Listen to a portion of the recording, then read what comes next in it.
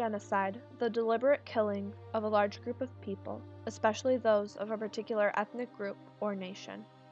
In 1941, Adolf Hitler and his Nazi Party attempted to kill the Jews of Europe. Around 6 million Jews were killed during the Holocaust, 1.5 million of them being children. The Nazis blamed the Jews for the loss of the First World War. The Jews were claimed to be inferior and a threat to the so-called German racial community. The Holocaust was systematic, bureaucratic, state-sponsored persecution and murder. Article 5 of the Universal Declaration of Human Rights states, "No one shall be subjected to torture or to cruel, inhumane, or degrading treatment or punishment." Elie Wiesel is a Holocaust survivor from Romania. His mother, father, and sister all died in the camps.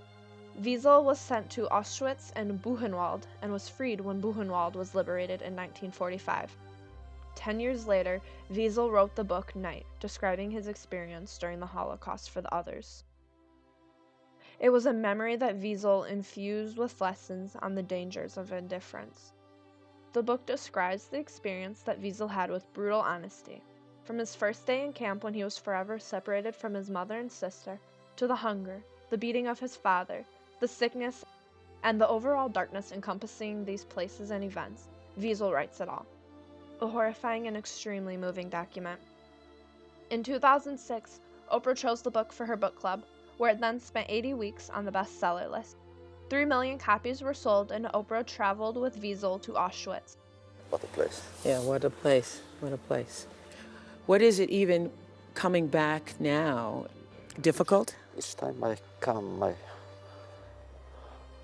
try not to speak for a day or 2 or 3. And just to go back and find the silence that was in me then. And I say to myself, how many of us did not live and simply vanished?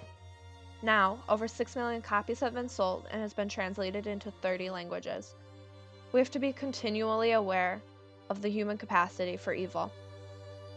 Wiesel moved to the United States in the 1950s, where he lectured and taught at the 92nd Street Y in Manhattan, City University of New York, and eventually moved to Boston University.